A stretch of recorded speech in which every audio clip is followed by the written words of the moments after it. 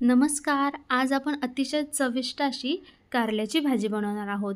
अगदी 4 ते 5 दिवस इझिली टिकेल आणि तुम्हाला प्रवासामध्ये जर न्यायची असेल तर अतिशय बेस्ट असं ऑप्शन आहे.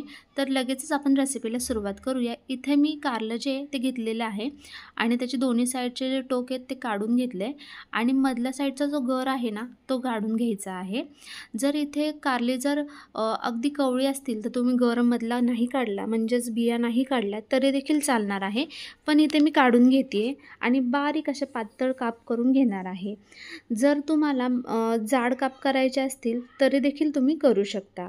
या पद्धतीने बारीक काप जे आहेत ते करून घेणार आहे.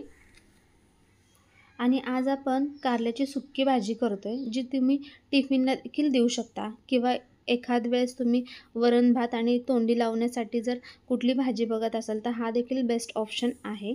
आता कारली जी आहेत ते आपण छान बारीक चिरून घेतलेली आहेत. त्याच्यामध्ये 1 चमचाभर मी मीठ घालून घेणार आहे आणि सगळं एकत्र करून घेणार आहे. आता या ठिकाणी कारल्याला मी मीठ लावून एक 30 मिनिटं म्हणजेच अर्धा तास आहे ना बाजूला प्लेट ठेवणार आहे.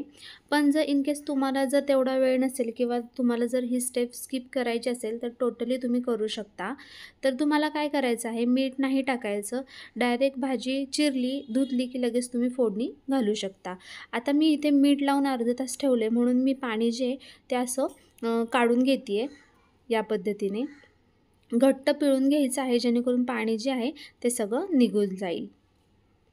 ह्याच्यामध्ये कडवटपणा वगैरे जर कारले असतील तर बऱ्यापैकी कमी होतो.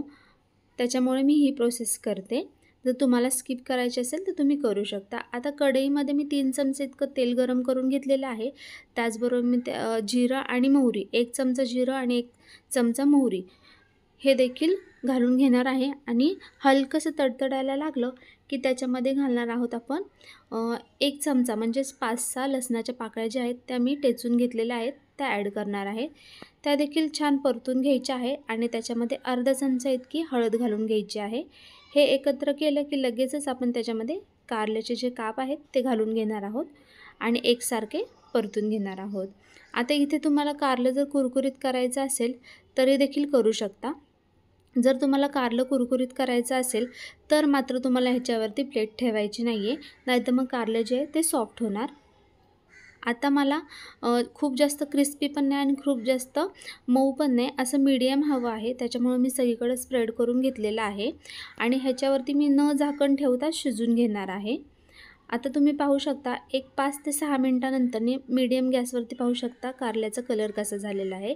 त्यामध्ये मी अर्धा चमचा इतकी गरम मसाला, 1 चमचा लाल तिखट हे घालून घेतलेला आहे. अगोदर मसाला घातला तर तो जळण्याची शक्यता असते. त्याच्यामुळं कारलं जे ते पूर्ण छान परतून झालं की मगच घालायचं आहे.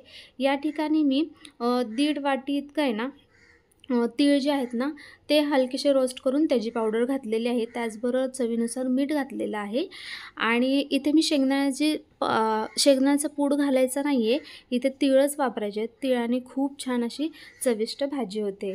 जर तुम्हाला ही कारल्याची सुकी भाजी आवडली तर नक्कीच आपल्या चॅनलला लाईक, शेअर, सबस्क्राईब करा. धन्यवाद.